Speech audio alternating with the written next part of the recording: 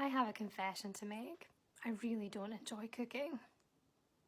I honestly think I could eat the same meal over and over every day if it wasn't for the fact that I need to obviously feed the rest of my family, and we do of course need to eat a variety of foods to stay healthy. Our relationship with food is important because it affects not only our physical health but also our mental health too.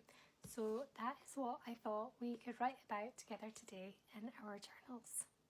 Reflect on your relationship with food. Are there any unhealthy habits or patterns that you would like to change? How can you make those changes in a sustainable way? It's interesting how we label foods. Even I sometimes find myself saying things like, I was so good today for eating that salad, or for not eating those biscuits. Actually, it's not usually biscuits, it's usually Tunnocks caramel wafers. My friend Siobhan Jaffrey is a nutritionist, and she says that no food is bad. Food is only bad if you have one stolen it or it has gone off. So I think that's a quite good way to think about it. She calls it food neutrality.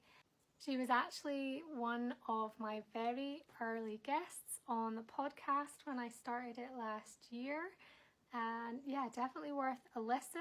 I think one of her most valuable pieces of advice is around how we need to work on our relationship with ourselves in order to improve our eating habits.